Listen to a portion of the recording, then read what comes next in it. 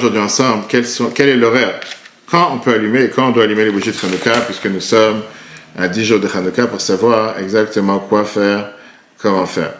D'abord, on sait très bien que les bougies de Hanouka, le mitzvah, c'est d'éclairer dans la nuit. Et comme la règle à la nous dit, depuis que le soleil va se coucher. Depuis que le soleil va se coucher, c'est le moment à partir duquel on peut commencer à allumer les bougies de Hanouka. À partir du moment du coucher du soleil, on peut allumer les bougies. Mais après, tu ne peux pas allumer des bougies avec une certaine quantité d'huile ou de bougies qui ne vont pas durer jusqu'à la nuit.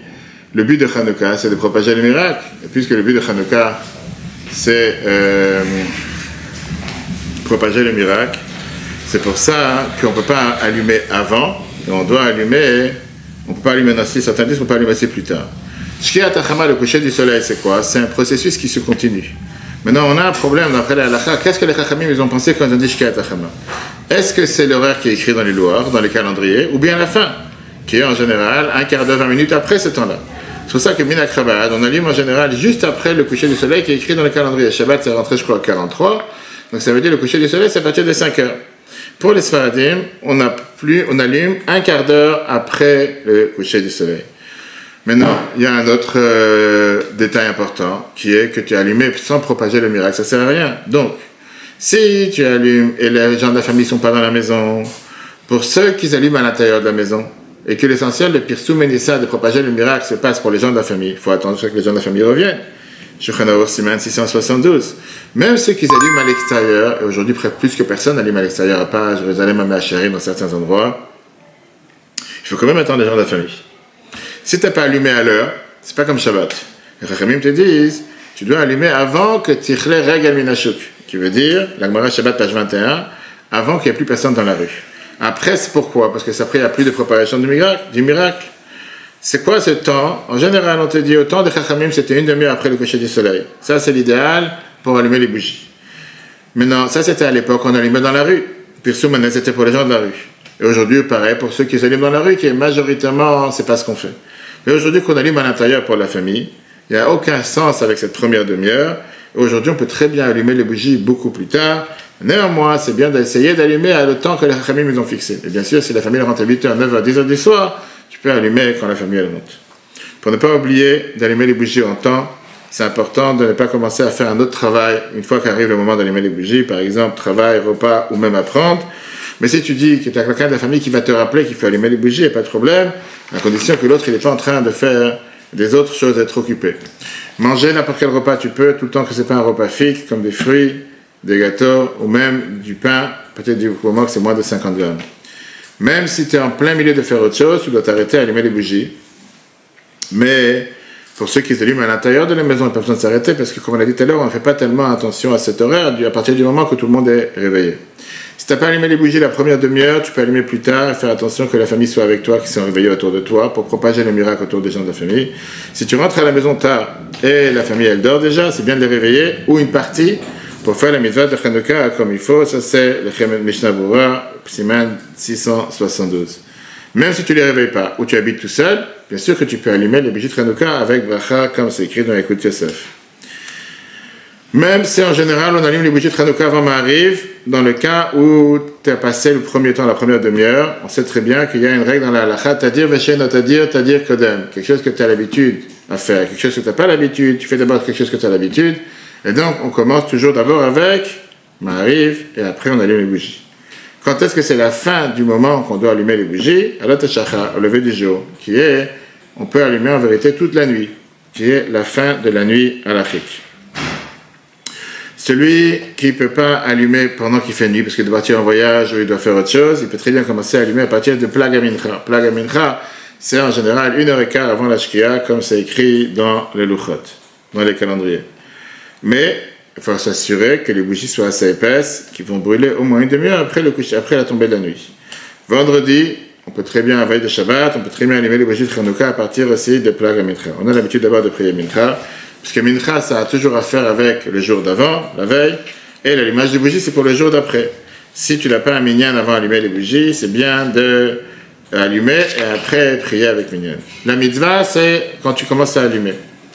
Pourquoi? D'un côté, quelqu'un qui allume une bougie en huile, avec de l'huile, avec un peu d'huile, qui ne va pas durer le temps qu'il faut, Il n'est pas quitte, seulement s'il ajoute de l'huile après.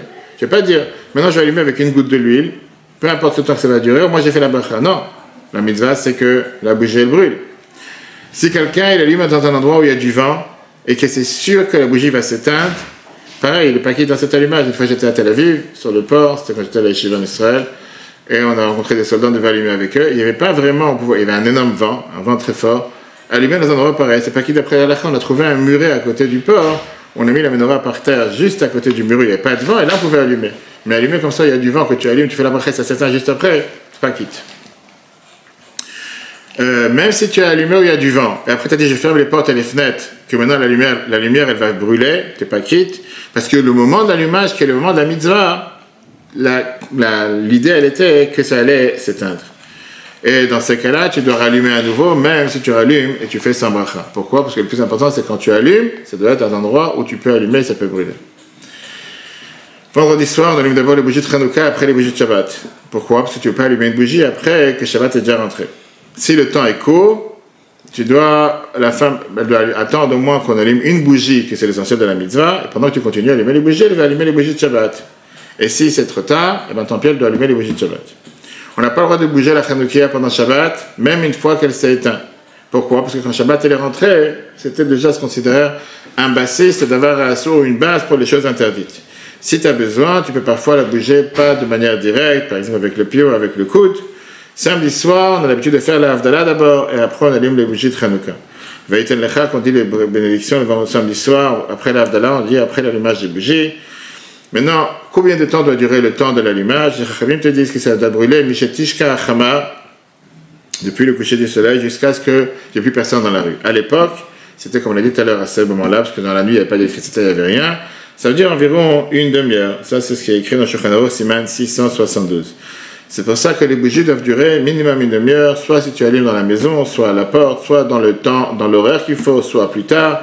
Au moins une demi-heure. Comme on a un doute quand est-ce que c'est cette demi-heure, pour Chabad, on a l'habitude d'allumer une demi-heure à partir de la fin du coucher du soleil, qui est le moment le plus tard qu'on peut allumer, jusqu'à environ 50 minutes plus tard. Vendredi, on allume plus tôt, et donc il faut avoir des bougies plus épaisses, s'assurer que ça va durer jusqu'à au moins la tombée de la nuit. Et ceux qui allument avec de l'huile, s'assurer que les bocals d'huile, ils ont assez de quantité d'huile pour pouvoir brûler jusqu'à la tombée de la nuit. Il faut faire attention parce qu'aujourd'hui, la majorité des bougies que les gens ont, qu'ils utilisent pour Hanouka, si ce n'est pas des chauffe-plats, ce n'est pas des bougies qui vont durer tout le temps, vendredi, je parle. Si tu n'as pas assez de bougies épaisses, au moins avoir une bougie, puisque la mitzvah, un minimum, c'est une bougie. La Gemara te dit, Adlaka c'est mitzvah, c'est le fait d'allumer qui fait la mitzvah. C'est que le moment où tu allumes, c'est ça qui fixe la mitzvah, comme on a vu tout à l'heure. Si par exemple, quand tu as allumé les bougies, il y avait assez de temps, il n'y avait pas de vent, les fenêtres étaient fermées, la mitzvah elle a été faite. Même si après quelqu'un il a ouvert les fenêtres, ou les bougies se sont éteintes, peu importe la raison, la mitzvah elle est faite, tu n'as pas un devoir de rallumer les bougies encore une fois, ça c'est Shulchan Aruch Siman 673. Néanmoins, on a la coutume de rallumer une bougie qui s'est éteinte, sans bracha, parce que tu fais bracha dessus, pas la jeter à la poubelle ni quoi que ce soit. Quand tu as allumé les bougies avant le temps, comme la veille de Shabbat et se sont éteints, certains te disent que tu dois rallumer, parce qu'ils n'ont pas encore commencé à brûler dans le temps qu'il fallait brûler, qui est pendant Shabbat. Et tu peux le faire si tu n'as pas encore pris Shabbat sur toi. Mais à ce moment-là, tu ne peux pas faire la bracha parce que l'allumage, elle était comme il fallait. L'allumage, elle était cachère. Mais ça fait qu'on ne fait pas la bracha. On a l'habitude de ne pas déplacer les bougies d'un endroit à un autre une fois qu'ils ont déjà été allumées. Parce que quand tu déplaces les bougies, on ne remarque pas que tu les as allumées pour la mitzvah. On peut penser que tu les as allumées pour la lumière, pour en profiter. Ça, c'est seulement dans la première demi-heure. Après la première demi-heure, tu peux très bien déplacer au Shabbat pendant 50 minutes. On dit clairement la fameuse phrase on n'a pas le droit d'utiliser les bougies pour les voir. Donc on n'a pas le droit d'utiliser la lumière des bougies pour faire ce qu'on a envie, parce que ça s'appelle bisouille mitzvah, faire honte à une mitzvah. Par exemple, s'il fait sombre, il n'y a pas de lumière dans la nuit, tu n'as pas le droit de lire même le livret Torah à la lumière de la bougie. Par contre, si la chambre elle est sombre, tu peux très bien marcher à la lumière de la bougie. Pourquoi? Parce que tu aurais pu très bien marcher même sans lumière. Donc c'est pas que tu es en train de profiter de la lumière. Deuxièmement, tu n'as pas le droit de prendre une cigarette ou d'allumer une bougie, deux bougies de Hanouka, c'est Shulchan Aruch Siman 673. Pareil, s'il y a une bougie qui s'est éteinte, tu n'as pas le droit de la rallumer d'une bougie qui est à côté qui est allumée. C'est la raison pour laquelle on a ce qu'on appelle le shamash. L'interdiction d'utiliser les bougies, c'est pendant que les bougies brûlent. En règle générale, on dit c'est seulement pendant le moment que les bougies sont allumées. Pendant le moment qu'on doit faire la mitzvah. D'après la halakha, bien sûr qu'une fois que ce temps est passé, tu pourrais très bien utiliser le feu. Néanmoins, il y en a qui sont marqués même après le temps, parce que les gens qui sont autour ne vont pas pouvoir faire la différence entre le moment qu'il fallait allumer et le moment qu'il ne fallait pas allumer. C'est comme ça qu'on utilise des ashkénazes, qu'on n'utilise pas le feu des bougies de Hanouka. Après le temps de la mitzvah, tu peux très bien éteindre les bougies. Par exemple, si tu as peur d'un feu, tu peux sortir de la maison et tu as peur qu'il y ait un incendie ou quoi que ce soit, tu ne vas pas laisser le feu allumé. Une fois que le moment il est passé, tu peux très bien les éteindre. Mais c'est bien de faire une condition depuis le départ que tu ne vas pas considérer toute l'huile ou la bougie pour la mitzvah, seulement ce qu'on a besoin pour le temps, pour le shiur qu'il faut, une demi-heure ou 50 minutes. Et à ce moment-là, tu peux très bien éteindre les bougies parce que ça ne s'appelle plus une ner mitzvah, Mishnah Brura Siman 672. L'huile qui est restée dans les bougies de Hanouka est considérée une mitzvah, il ne faut pas l'utiliser pour une autre chose, pour faire des fritures ou quoi que ce soit. Pareil, tu ne veux pas la mettre sur les mains, comme les gens mettent de l'huile pour les mains séchées ou quoi que ce soit. Mais tu peux très bien utiliser l'huile qui est restée pour allumer les bougies le lendemain, tu n'es pas obligé de la jeter, tu peux utiliser la même huile pour allumer le lendemain. On a l'habitude de ne pas faire ce qu'on appelle faire honte au reste de l'huile et des mèches et des bougies, puisque vous les utilisez pour la mitzvah. On ne les jette pas à la poubelle, ou on les met dans un sac, qu'après on va brûler tous ensemble. Il y en a qui ont l'habitude de les brûler tous ensemble, les bougies, le 8e jour de Hanouka. On va terminer les lois de Hanouka qu'on a commencé déjà il y a quelques semaines et qu'on peut revoir sur Torah.fr. Important de savoir, comme la halakha nous demande qu'on doit apprendre la halakha 30 jours avant la fête. Et donc important de savoir quoi et comment afin de pouvoir faire les choses correctement. On va voir ensemble aujourd'hui plusieurs points. Quel est le guide pratique? Comment allumer les bougies? On a déjà vu le temps. On a déjà vu quand est-ce qu'il faut allumer, on avait déjà vu le temps avec quoi, etc., pourquoi, comment. On va voir comment on prépare la menorah, comment on doit allumer, qu'est-ce qu'on fait quand on n'a pas, etc., afin de pouvoir faire les méthodes correctement. On va commencer ce jeudi soir. Et on se rappelle que demain soir, on commence à passer officiellement à l'hiver, puisqu'on va commencer le Ten Talumata. On n'a pas commencé depuis la fête de Sukkot. Alors, commençons d'abord avec les achats. On sait très bien qu'en achetant les bougies, il faut se rappeler de ne pas acheter des bougies qui ne durent pas minimum une demi-heure. Surtout que les derniers jours de Hanouka, les bougies, ceux qui allument avec des bougies, les bougies sont collées côte à côte l'une à l'autre, ce qui fait qu'ils fondent beaucoup plus rapidement. Et donc, c'est important de s'assurer que les bougies vont au moins durer le temps qu'ils doivent brûler. Comme on a vu dans le cours précédent, quel est l'horaire, à partir de quand on doit allumer, etc. D'abord, on doit préparer la Hanoukia, la menorah. Et après, on doit préparer les bougies. Après préparer les bougies, la première nuit, on met toujours la bougie de droite. La deuxième nuit, quand on met deux bougies, on les met toujours de droite à gauche et on allume de gauche à droite. Quand on prépare les bougies, quand on va allumer, c'est bien d'avoir toute la famille réunie autour de la table pour la bracha et pour l'allumage. Parce que, comme on a vu déjà la dernière fois, l'essentiel de l'allumage, l'essentiel de Hanouka, la mitzvah essentielle, c'est bien sûr de propager le miracle. C'est rien de le faire tout seul quand toute la famille est en train de manger à la salle à manger ou ailleurs, ou à la cuisine, ou en train de jouer, les enfants en train de jouer dans leur chambre, etc. En général, c'est bien d'être debout quand on allume les bougies, et être proche de la bougie qu'on va allumer ce soir le premier pour ne pas avoir à sauter les bougies. Il y a une règle dans la halakha qui s'appelle « Ein ma'avirin à la mitzvot ». On va pas sauter sur les mitzvot. Les brachot qu'on fait, les adlik ner Hanouka, she'asan isim la'avoteinu, et she'echianu. Et on a sur ça même le fameux débat. Dans la Gemara, dans les Rishonim, c'est écrit que la bracha, c'était l'adlik ner shel Hanouka. Elle met la bougie de Hanouka. Néanmoins, on sait qu'on fait cette bracha quand on allume les bougies de Shabbat, l'adlik ner shel Shabbat. Mais dans le Shulchan Aruch, Siman 676, on te dit qu'on fait la bracha de l'adlik ner Hanouka. Écrit le Pri Chadash, que ça, c'est le Nusach qu'on doit allumer. Vient le Chida, Sfarad, Rabbi Chaim Yosef David Azoulay dans son livre Birkei Yosef. Il t'expliquait la différence entre l'allumage de Shabbat et l'allumage de Hanouka. Si Dieu veut, ce sera le thème de la conférence mercredi soir. Comment les bougies de Hanouka amènent la paix dans le monde. C'est ce que la bougie de Hanouka n'a pas le droit de profiter. Et c'est pour ça que c'est appelé Ner Hanouka. C'est-à-dire que toute la raison pourquoi on allume les bougies, c'est seulement pour faire la mitzvah de Hanouka, sans plus. Alors que Ner Shabbat, c'est tout à fait le contraire. Le but d'allumer les bougies de Shabbat, c'est pour en profiter. Le but d'allumer les bougies de Shabbat, bien sûr, on n'a pas dit on peut bouger la bougie de Shabbat, mais le but de Shabbat, c'est quoi? Pour avoir la lumière dans la maison. Et là, la Chaya te dit clairement que ça amène la paix dans la maison. Pourquoi? Pour ne pas tomber, trébucher dans une pierre ou dans un bois. Et donc, c'est la raison pour laquelle la bougie de Shabbat s'est appelée Ner Shel Shabbat. La bougie qu'on va utiliser et qu'on l'allume parce que c'est Shabbat. Vient le Harizal, dans le Priet Tzraïm, et te dit que le Nusar de la bracha, c'est le Hadlik, Ner Chanukah, et il te dit que ça, ça inclut en fonction de mots qui sont dits dans la bracha, 13 mots comme les 13 attributs de miséricorde. Le Ben Ishraï te dit une autre règle, le Hadlik, Ner Chanukah, c'est le même Rachetevot, le même acronyme que le mot Nafsheinu Chikta Lashem, qu'on a espoir en Dieu, comme les Cheshbonim, les Asmanéens qui ont été sauvés, parce qu'ils ont eu le bitachon en Dieu. Ils ont eu la Emouna, et ça, c'est ce qu'on veut aussi identifier le soir de Chanukah.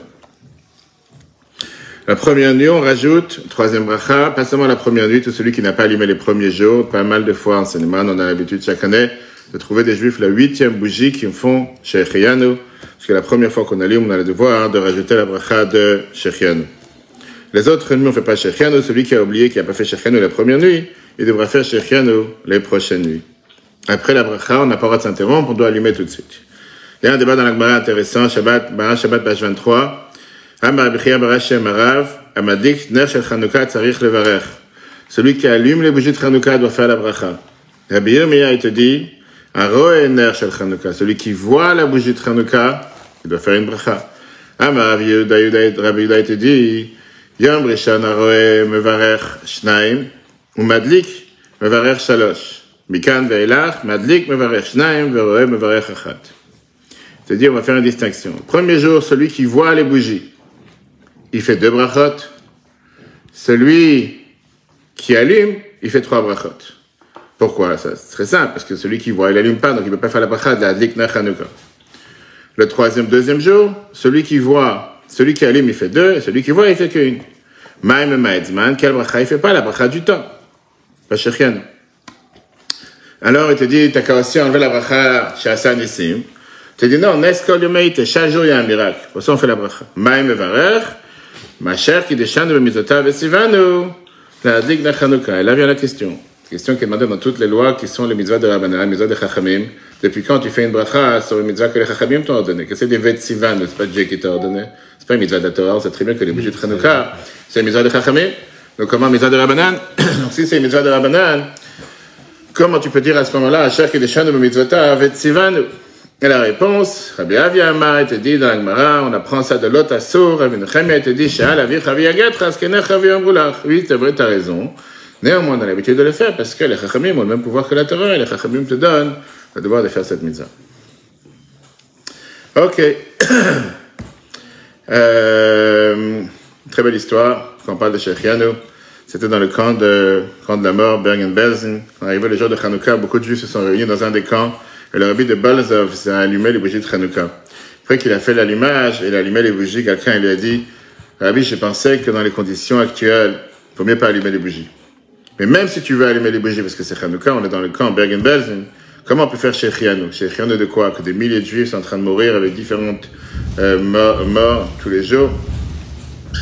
Le rabbi de Balzov avait répondu, moi aussi j'ai réfléchi à ça. Et je me suis dit, la réponse est tout à fait le contraire. Que dans de telles conditions, que viennent tellement de Juifs qui sont enfermés, qui sont prisonniers, avec une telle Messirut Nefesh, pour voir les bougies de Chanukah, on doit faire Shechianu, donc on a la chance d'avoir de tels Juifs. La chance qu'on a aujourd'hui, qu'on n'est pas du tout dans ces cas de figure, et c'est au contraire, certainement, on doit de rajouter dans la lumière beaucoup plus que les années précédentes. Après l'allumage, on ne doit pas perdre de temps, on doit allumer tout de suite. L'allumage, comment on allume? On a dit tout à l'heure, on commence à allumer de gauche à droite, ça veut dire à chaque fois on va allumer la nouvelle bougie du jour. 3e, 4e, et après les autres. Pourquoi? Parce qu'il y a une règle dans la halakha, la Gemara Yoma, qui te dit, la Gemara Yoma page 58, la Gemara Zvachim page 62, Kol pniot shetapone yul yamin. Qu'à chaque fois quand on va se tourner, en général, on doit toujours choisir le côté droit. Quand tu as un doute, tu vas faire droite ou gauche, commence par la droite. Et alors, on voit ça aussi par rapport à un Sefer Torah. La halakha, elle te dit que quand tu sors un Sefer Torah, et tu es à côté du Haron HaKodesh, tu es à côté du Haron, qu'à la face vers l'abima, de quel côté tu vas aller vers l'abima? La halakha te dit qu'il faut toujours commencer par le côté droite. On commence toujours par la droite. Ça, c'est Mishnah Siman 141. Quand tu retournes, quand tu ramènes le Sefer Torah, encore une fois, tu vas passer par la droite, parce que c'est le côté contraire. Pourquoi? Parce qu'en général, quelqu'un, à chaque fois qu'il tourne et qu'il va aller dans un endroit, il doit toujours commencer par la droite. Alors maintenant, on a le débat avec les bougies de Chanukah. Et le débat, il est très simple. Pourquoi on doit aller par la droite? Est-ce qu'il faut commencer par la bougie de droite? Et donc, il faudra aller de droite à gauche, ou bien commencer par la bougie de gauche pour que l'allumage soit vers le côté droite. Dans les Shayot, tu vois, Trumat Adashen, il pose cette question et il te dit, il y a une différence entre, encore une fois, les Ashkénazes, dans deux différentes coutumes ashkénazes, ceux qui étaient dans tout ce qui était la région de l'Allemagne à l'époque, qui est différents pays, ils allument toujours avec la bougie qui est du côté gauche, parce qu'ils te disent qu'à chaque fois qu'il faut aller vers un côté, il faut aller vers la droite. Donc quand tu commences de la gauche, tu vas vers la droite. Et ceux qui étaient de la région de l'Autriche et d'autres endroits, ils commençaient du côté droite, et ils commencent, comme on a l'habitude d'écrire chez les Juifs, de droite à gauche. Et donc pour eux, ça s'appelle commencer par la droite, aller vers la droite. Les poskim, il y a des débats et des preuves pour tel avis ou tel avis. La halakha, on va toujours comment on a avancé dans les jours de l'allumage. Et c'est pour ça qu'il faut commencer avec la bougie de gauche et en allant vers la droite. Quand on a commencé à allumer les bougies, on n'a pas le droit de continuer à allumer tout le temps que le feu n'a pas commencé à prendre dans la première bougie que tu viens d'allumer, dans la majorité de la mèche. En deux mots, que dès que tu as arrêté d'allumer, la flamme, elle est déjà prise. Pourquoi? On apprend ça du temple, du Beth Amikdash. Be'alotra et Anerot, quand tu vas élever la flamme, viens les Chachamim de là, ils apprennent, on sait, c'est Rashi dans Be'alotra, Madlik, Ad Sheteh Shalevet Olam Elea, jusqu'à ce que la flamme, elle grandit d'elle-même. Et là, on a un débat halachique intéressant. Est-ce qu'on a le droit de parler pendant l'allumage? C'est en train d'allumer 3 bougies, 4 bougies, 5 bougies, les enfants sont en train de courir, sont en train de faire quoi que ce soit, il y a un téléphone, quelqu'un qui sonne à la porte.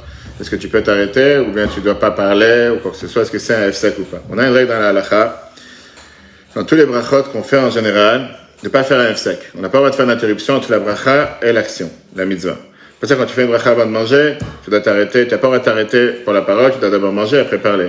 Et si tu t'as fait un F-sec, tu dois faire la bracha encore une fois. Dans les mitzvot, la halakha elle est qu'on n'a pas le droit de parler jusqu'à la fin de la mitzvah que tu dois faire.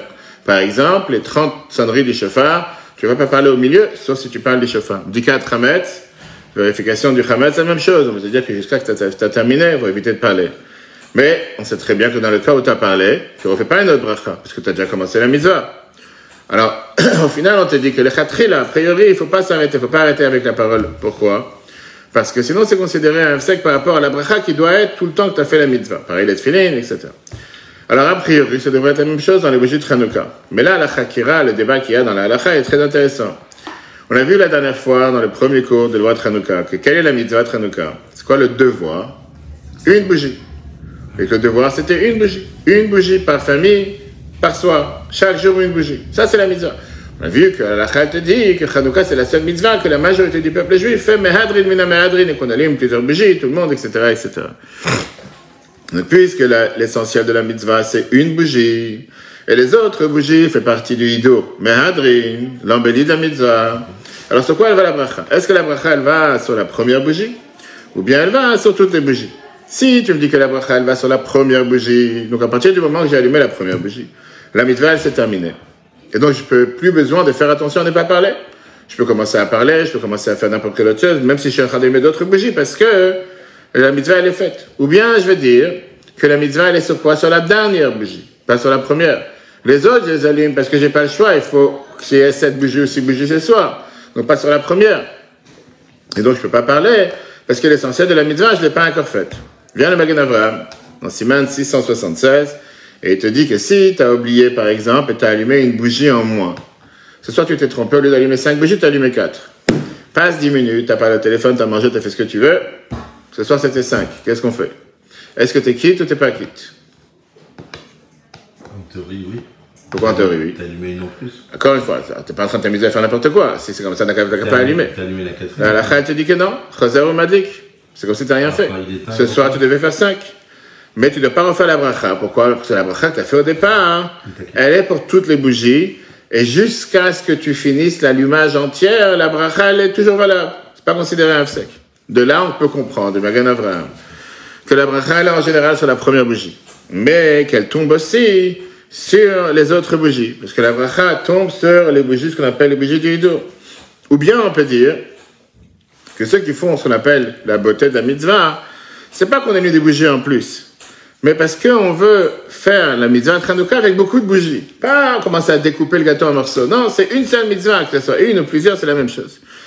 Et donc, a priori, on devrait faire attention, on n'est pas arrêté avec la parole jusqu'à ce qu'on finisse d'allumer toutes les bougies. Et ça, c'est la raison pourquoi, d'après l'Admor Hazaken, c'est écrit dans les Sidur qu'un Nerot Alalou qu'on chante et qu'on dit tous les jours, une fois qu'on allumait les bougies, on le dit seulement une fois qu'on a fini l'allumage. Quel allumage? Toutes les bougies. On n'attend pas, on ne commence pas à chanter à partir du moment que tu as déjà commencé une bougie ou quoi que ce soit. Chez les Sfaradim et chez beaucoup d'autres communautés, on a l'habitude de commencer à chanter pendant qu'on allume les bougies, on n'attend pas à terminer, comme a amené le Magan Avraham et les autres paskim, parce que ils disent que par rapport à Nerot Halalu, ça fait partie de la mitzvah, c'est la suite. Et donc, on peut la considérer comme une partie de l'allumage, mais pas pour parler et faire autre chose. Ça veut dire que tu ne vas pas commencer à répondre au portable, répondre à la porte, faire... La vérité, tu vas me dire combien de temps ça prend d'allumer cette bougie. Peu importe, ça prend des fois du temps, et la réalité, elle est que quand je vais à chaque fois dans les maisons de repos, les EHPAD, tu vas aider des personnes âgées, tu commences à allumer, ça prend du temps. C'est pas juste 2 secondes pour allumer 5-6 bougies. Des fois, ça prend 2-3 minutes, les bougies s'allument. Et donc, il vaut mieux attendre de parler, pour eux en tout cas. Maintenant, encore une fois, quelqu'un qui a parlé. Il a parlé, comme on a dit, il n'a pas refait la bracha. Ok, d'après les Ashkenaz, on a la coutume d'allumer les bougies d'Afka avec un shamash. On n'allume pas les bougies avec une allumette chacune séparément, mais on prend un shamash qu'on a vu déjà dans le cours précédent, le Ramos Siman 673. Après l'allumage, une fois qu'on a fini l'allumage de la première bougie qui est l'essentiel de la mitzvah, on a l'habitude de dire un Nerot Halalu. Un Nerot Halalu qui est dans le Magan Avraham ainsi que dans Yakut Yosef. Minag Chabad, on va pas attendre de finir la première bougie, on va finir d'abord d'allumer toutes les bougies pour pouvoir chanter un Nerot Halalu comme on vient de dire. Beaucoup ont la coutume de chanter aussi la fameuse chanson Maoz Tzu Yeshuati qui est une chanson ashkenaz. Alors qu'aujourd'hui, c'est beaucoup plus les Sfaradim qui se sont appropriés, mais c'est un piyut ashkenaz de base. Il est mentionné dans le livre Leket Yosher, des coutumes de Rabbi Israël Inbal Trumat Hadashen. Comme on dit aujourd'hui, il n'y a pas vraiment de distinction dans beaucoup de choses. Tous les peuples juifs unis, c'est tant mieux comme ça. Beaucoup de coutumes ont l'habitude de rajouter pas mal de psaumes qui sont écrits dans les Sidurim et dans différentes versions des Sidur. C'est une bonne coutume de rester à côté des bougies au moins une demi-heure pour voir les bougies et profiter des bougies. On ne fait pas ça vendredi soir. Et c'est la raison pour laquelle beaucoup ont l'habitude en général dans beaucoup de maisons qu'une fois qu'ils ont allumé les bougies dans la salle principale de la maison, la salle à manger, qu'ils mangent le repas du soir, tout le monde juste après, tous ensemble, à côté des bougies. Pas que tu allumes et tu pars comme si rien n'était. C'est un peu tôt.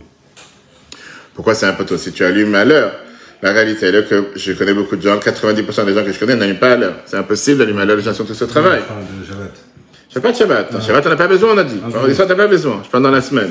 Shabbat, on a dit qu'on n'a pas besoin d'attendre une demi-heure parce que c'est Shabbat. Mais la semaine que oui. Et de toutes les façons, personne allume au moment de la Shkia, ou juste après la Shkia, etc. Parce que c'est en pleine journée de travail. Et les gens, ils attendent que les enfants, surtout cette année par exemple, que les enfants sont tous à l'école. C'est pas les enfants, ils se reviennent de l'école 5h30, 6h. Donc le temps que tout le monde se met en place, etc., que tout le monde rentre à la maison, le père, la mère, il est 7h, 7h30, c'est le moment du repas. Autant allumer les bougies d'abord. Et après, tout le monde peut s'asseoir et profiter des bougies ensemble. Bien sûr, exclure les shluchim, en tout cas je peux parler pour moi, qu'en règle générale, on est tout le temps en train de courir pour attraper les juifs avant 9h, avant que les gens vont dormir, pour allumer les bougies. Donc en général, on allume après quand on est rentré avec les enfants, 9h30, 10h, des fois plus tard, une fois qu'on revient des allumages, etc. Et comme on a vu la semaine dernière déjà dans la halakha, il n'y a aucun problème, puisque on peut allumer tout le temps que la famille est réveillée, pas besoin d'attendre ni quoi que ce soit. Parlons maintenant des tfilotes particulières qu'on a pendant Hanouka. D'abord, on sait très bien qu'il y a une énorme différence entre Hanouka et Purim. Alors que Purim, on a la Megillah, Hanouka n'a pas de Megillah. Ça, c'était un débat en cours pour, si tu veux, demain soir à Villiers-en-Bière. On va parler sur comment se fait-il qu'il n'y a pas de Megillah de Hanouka. Il y a un débat à l'Afrique intéressant qu'on aurait dû faire une Megillah. C'est la même chose, c'est le même miracle, etc. Dans la tefila. C'est dit à l'Anissim. Très bien, donc c'est un raccourci. Tu aurais qu'à faire Purim aussi, à l'Anissim. Et néanmoins, on a la Megillah qui est Megillah Esther, soir, le lendemain, etc.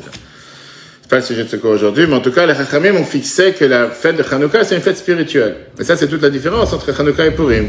Purim, on la fête matérielle, par un grand repas, Mishteh, Mishlach Panot, etc.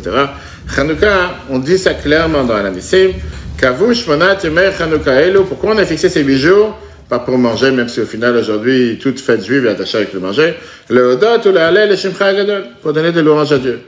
Et donc, c'est pour ça qu'il y a beaucoup de choses qu'on fait Hanouka qui sont en rapport avec savoir remercier Dieu, donner des louanges à Dieu. C'est la raison pour laquelle, Purim, on n'a pas le Hallel. Hanouka, on a 8 le Hallel. Pas seulement qu'on a le Hallel, on a le Hallel Shalem, le Hallel complet, pendant 8 jours. Alors que tu as des Yom Tov comme Pessah, on n'a pas le Hallel complet. D'accord? Avec la bracha avant et après, on a l'habitude de dire Hallel avec joie, ça c'est Shulchan Aruch Siman 683. Le Ben Ishra, il te dit qu'il faut le chanter, etc. Le Hallel Ve'Hoda'a, remercier Dieu, c'est pas seulement dans le Hallel. On a l'habitude de le faire dans Shmona Esrei, dans Modim, avec la bracha de Alanissim. Dans Birkat Hamazon, on rajoute Alanissim. Et ça, Alanissim, c'est écrit dans l'Agmara Shabbat, page 21. Si quelqu'un, il a oublié, il n'a pas dit Alanissim dans la Tfila, il s'est rappelé avant de terminer à Tov Shimcha Ulcha Nael Odot, il doit recommencer à dire Alanissim, après il continue. Si tu as fini la bracha, tu n'as pas besoin de recommencer. Et à la fin de la Tfila, après Yehul Ratzon, le deuxième Yehul Ratzon, il dira en tant que Bakasha, en tant que demande, t'as celle à nous Nissim, fais-nous des Nissim comme t'as fait à nos parents, bimem atitiao, etc. Pour les Sfaradim, il devra dire, Modim anachnu lach, ala Nissim, etc., etc. Dis-moi si c'est rappelé juste à la fin. Si quelqu'un fait Birkat Hamazon, il a oublié de dire ala Nissim dans Birkat Hamazon. S'il s'est rappelé avant, Baruch ata Hashem de la bracha, à la Haaretz à l'Amazon, il doit recommencer à dire ala Nissim. Et il continue après la suite. Et si c'est pas rappelé jusqu'à la fin, il recommence pas. Et avant de Rachaman ou Yizakein ou Limot HaMashiach, etc., il rajoute Rachaman ou Yasel Anonissim que Moshe Asa la Avoteinu Baïmim Mahem Bizman Azeh. Et là, il continue. Bimem Atitiao, etc. Alors, tu peux demander la question. On a vu dans quelques différents cas qu'on ne répète pas Alanissim. Si tu as oublié, tu dis pas. Viens à l'Agmara Shabbat, page 24, qui nous parle de loi de Chanukah. Elle t'explique. Il y a certains jours dans lesquels on a l'habitude d'amener un korban moussaf, un sacrifice en plus dans le temple, comme Rosh Chodesh, Chol HaMoed, Arvit, Shacharit et Mincha, on fait Shmona Esrei. On a l'habitude de dire en général de ce qui se passait dans le temple, dans Elokeinu, Elokai Aveteinu, Ya'alev, Yavo, etc. Et si tu l'as pas dit, tu dois répéter. On sait très bien que si tu as oublié Ya'alev, Yavo, tu dois répéter. On ne parle pas maintenant le débat par rapport à Maariv, c'est un autre sujet. Mais les jours où il n'y a pas de Korban Moussaf, comme les jours de jeûne, Arvit, Shacharit et Mincha, on fait Shmona Esrei. Et en règle générale, dans les jours de jeûne, on a la coutume de dire Aneinu, même si on ne le dit pas le soir, on dit dans Shacharit et Mincha. Et on sait très bien que les jours, si tu as oublié, tu ne répètes pas. Viens Rashi, il te dit, donc la différence, elle est, les jours que tu dis un Korban Moussaf, qu'il y avait un sacrifice en plus dans le temple, c'est des jours que c'est considéré une obligation de la Torah. On a le devoir de rappeler dans la Tfila le jour dans lequel on se trouve, l'importance de ce jour. Et c'est pour ça qu'on répète si tu as oublié. Les jours où il n'y a pas de korban, c'était midirabanan, qu'on n'amenait pas un sacrifice en plus. Si tu as oublié de mentionner l'importance du jour, tu n'as pas besoin de te rappeler et de recommencer encore une fois. Comme Chanukah, c'est pas une fête de la Torah, c'est une fête de Chachamim. Et donc, il n'y a pas de korban moussaf, on ne fait pas de moussaf pour Chanukah. C'est la raison pour laquelle, quand tu as oublié de mentionner l'événement du jour dans la Hamida, tu ne répètes pas si tu as oublié. Maintenant, Shabbat et Rosh Chodesh, qui est un korban moussaf, tu vas me dire alors qu'est-ce qui se passe si Shabbat de Chanukah j'ai oublié? Je répète à l'anissim ou pas? La réponse, elle est que non. Parce que le moussaf qu'on amène Shabbat, c'est pas un moussaf qu'on amène à cause de Chanukah, c'est un moussaf qu'on amène parce que c'est Shabbat. Et donc, c'est pas parce qu'aujourd'hui on amène un korban moussaf qu'il faut répéter la Hamida si tu as oublié à l'anissim.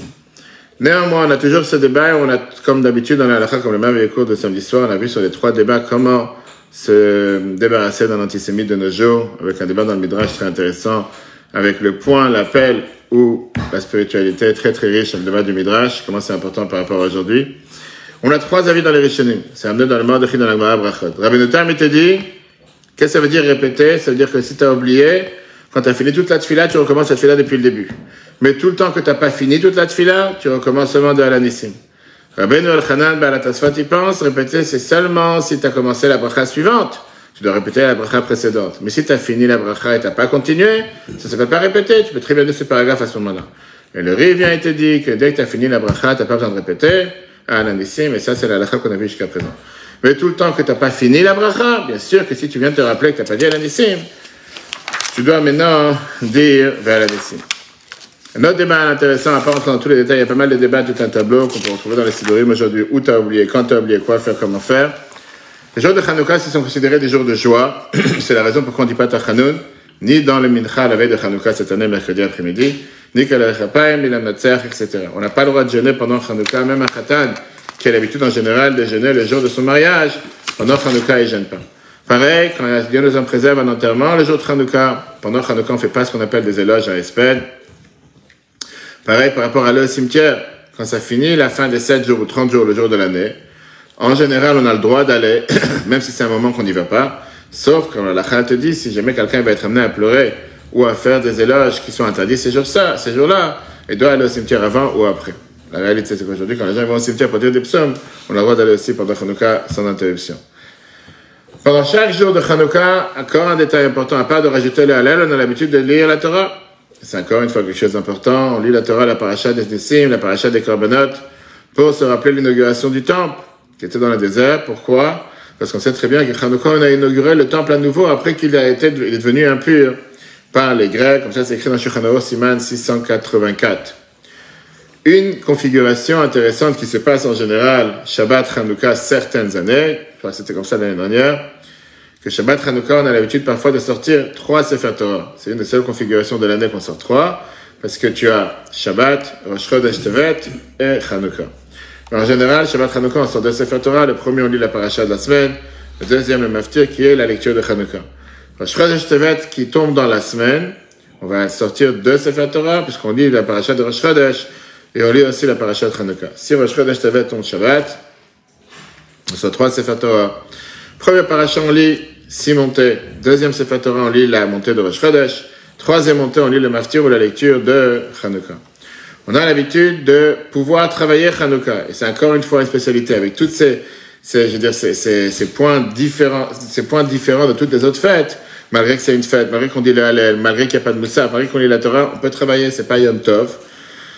Les femmes ont l'habitude de ne pas travailler au moins pendant le temps qui est consacré à l'allumage des bougies. Si c'est une demi-heure, d'après certains avis, ou 50 minutes, quel type de travail ils évitent de faire? Si c'est laver, faire du linge, coudre ou quoi que ce soit, mais on aura de cuisiner ou faire n'importe quelle chose qui est attachée avec le manger. Pourquoi les femmes se comportent dans ces moments-là comme à Yom Tov, comme les hommes? Parce qu'on sait très bien ce que l'Agmara nous dit, et c'est écrit dans Shulchan Aruch, Magen Avraham Siman 670, que les femmes étaient une partie essentielle du miracle. Hanouka, le miracle, il a été fait par une femme. Yochanan Kohen Gadol, le grand prêtre, il avait une fille qui s'appelait Judith, qui était très belle. Le roi grec l'a forcé à être ensemble avec elle. Elle a décidé d'agir avec ruse. Elle a donné à manger des plats de fromage. Et quand elle a eu tellement soif du fromage salé, elle lui a donné à boire. Il a bu beaucoup de vin. Je crois qu'il s'est totalement saoulé, il s'est endormi. Elle a coupé sa tête. Elle l'a amené à Jérusalem. Et quand l'armée grecque a vu que le roi il a disparu, ils se sont enfuis. C'est comme ça qu'on a eu la victoire de Hanouka. Donc, puisque le miracle, il s'est passé grâce à une femme, c'est la raison pourquoi il se comporte comme Yom Tov quand on allume les bougies. C'est la même raison pourquoi il y en a qui ont l'habitude de faire des plats lactés pendant Hanouka pour se rappeler du miracle qui s'est passé grâce au laitage. Ramos Siman 670. Il y en a qui ont l'habitude aussi de faire des plats avec de l'huile, qui sont baignés ou quoi que ce soit pour se rappeler le miracle de l'huile. Comme je l'ai dit, on n'a pas besoin d'avoir des coutumes particulières. Exactement. Tu as des juifs que chaque fête, on fait et le fromage, et l'huile, et tout ce que tu veux, pourquoi pas. On a l'habitude de faire en général une soirée, toute la famille réunie, ça s'appelle la soirée baignée, ou soirée ce que tu veux. On parle du miracle de Hanouka, on chante des chansons de Hanouka pour remercier Dieu pour le miracle, et c'est considéré une seudat mitzvah, comme ça c'est écrit dans le Ramos Siman 670, Mishnah. Hanouka, c'est aussi une fête dans laquelle on a le devoir et l'habitude de rajouter dans la tzedaka, comme ça c'est écrit dans Magen Avraham Siman 670. Minhag Israël aussi, c'est une coutume que les parents et les proches de la famille donnent aux enfants de Dmei Hanouka, ce qu'on appelle Hanouka Gelt. L'argent de Hanouka, la Bible a rappelé cette coutume énormément importante, en expliquant que c'est une manière d'éduquer les enfants, qu'en leur donnant de l'argent pour qu'ils puissent rajouter dans l'étude de la Torah et pour qu'ils apprennent à donner la tzedaka de leur argent. On a aussi la coutume de jouer avec une toupie sur laquelle c'est écrit Nun Gimel Heishin, Nes Gadol Hayasham, et plusieurs allusions il y a dans cette toupie. Regardons d'abord les derniers détails par rapport à cette coutume, que sur la toupie c'est écrit ces 4 lettres. Nun Gimel Heishin. Et beaucoup de gens se sont posé la question, qu'est-ce qui se cache derrière ces lettres? Alors lui, il amène ça dans un discours, on l'écoute Sichat volume 12, que Amrein, c'est que les gens ils disent que la coutume, pourquoi on a l'habitude de mettre ces 4 lettres sur la toupie? Parce que c'est Nes Gadol Hayasham. Et c'est la raison pourquoi ils te disent qu'en Israël, dans certains toupis, ils ont Nun Gimel Hei Pe, parce que c'est Nes Gadol Hayapo, il y avait ici un miracle. Dans le Bnei Issachar, il y a une longue explication dessus. Il te dit comme ça. Hanouka, c'est Milachon Chinuch. Hanouka, ça veut dire éduquer, inaugurer, éduquer, etc. Le jour de Hanouka, on se prépare pour la prochaine délivrance. La bougie de Hanouka, c'est un début de la lumière qui va arriver comme Mashiach sera là. Les 4 exils, Babel, Perse, Grec et Édom, sont allutionnés dans les 4 coins de la toupie. C'est 4 coins qui montrent cette séparation. Mais ils tournent autour du centre qui est la Géoula. C'est très bien que comme Mashiach va venir, toutes les nations du monde vont se réunir pour servir Dieu. Et ça, c'est l'allusion qu'il y a dans les lettres Nun, Gimel et Shin qui font le compte numérique 358. 358, c'est Mashiach qui vient te rappeler comme quoi Hanouka se prépare à l'avenue de Mashiach. Ça veut pas dire qu'il faut attendre jusqu'à Hanouka pour que Mashiach arrive. Et c'est aussi allusionné dans la paracha qu'on lit de Hanouka Vayigash, que Yehuda il a envoyé Yosef pour préparer là-bas il a envoyé Yehuda vers Yosef pour préparer là-bas une yeshiva. Ça montre le lien qu'il y a entre Hanouka et la délivrance. Le rabbi de Vizhnitz, le Baal de Mesek Eliezer, il avait l'habitude de dire qu'il faut toujours tout faire pour propager le judaïsme et la Torah. Et une fois pendant Hanouka, il a dit comme ça. La coutume du peuple juif de jouer avec la toupie, c'est une toupie dans laquelle c'est écrit Nun Gimel Eshin Nes Gadol Hayasham. Maintenant, si le but de propager le miracle, le but pourquoi on joue avec la toupie, c'est pour propager le miracle, pourquoi faire ça sur une petite toupie? Pourquoi on ne prend pas des grands panneaux LED, etc., et faire beaucoup de lumière et beaucoup de vent? Il a dit, il vaut mieux avoir une petite toupie qui est vivante et qui bouge qu'un grand panneau qui ne bouge pas et qui est statique. Et ça, c'est l'enseignement qu'on apprend de Hanouka. Et ne pas oublier, comme le rabbi rappelait chaque année, que Hanouka, c'est le devoir de propager la lumière, d'aller voir ses voisins, ses amis, ses proches, et surtout cette année, encore plus que toutes les autres années, de rajouter dans la lumière. Parce qu'au final, c'est grâce à la lumière qu'on propage et qu'on repousse l'obscurité. Et plus l'obscurité est grande, plus on doit propager la lumière. Dans la rue, on a vu ça dans les précédents cours, propager le miracle, ça fait partie du mitzvah de Hanouka, de la mitzvah de Hanouka. Et s'assurer que tous les juifs avec qui on est en contact, qu'eux aussi, elles allument les bougies. Pour ça, on n'a pas besoin d'avoir une menorah particulière, pas besoin d'avoir un kit, même si on va travailler, on envoie déjà des centaines de kits partout. Mais n'importe quelle personne qui a aujourd'hui des chauffe-plats ou quoi que ce soit, il peut mettre un le premier jour, un deuxième le deuxième jour, le troisième jour, il fait la mitzvah. Pas obligé, quelqu'un, des fois, il m'a appelé cette semaine, j'ai pas ma menorah, comment je vais allumer? Je te dis, pas besoin de menorah. Tu peux très bien, les bougies, ça va tomber. Tu prends des chauffe-plats, c'est facile aujourd'hui. Les choses sont énormément faciles, et même dans les hôpitaux, les EHPAD du l'Est, seulement il faut faire attention de ne pas laisser le feu allumé avec des personnes âgées qui parfois, ils font pas attention et les bougies peuvent tomber, ça peut faire des dégâts. C'est la raison pour laquelle dans les internats de yeshivot, séminaires pour les garçons et filles, ne laissent pas allumer en général dans les chambres, même si c'est bien d'allumer à la porte de sa chambre. Il faut faire que tout le monde allume dans la salle à manger parce que malheureusement, chaque année, il y a des histoires avec des incendies, etc. Parce que les gens ne font pas attention. Et c'est pour ça qu'on avait vu la semaine dernière, dans les cours précédents, l'importance de ne pas allumer et éteindre et repartir. Allume quand tu sais que tu vas rester à la maison, etc. pour pouvoir profiter de la lumière. Que Dieu fasse que Hanouka, ça soit la fête de lumière pour tous les peuples juifs, qu'on entende de bonnes nouvelles pour tous les peuples juifs. Le cours en replay sur etora.fr. Très bonne journée à tous et si Dieu veut, à la semaine prochaine.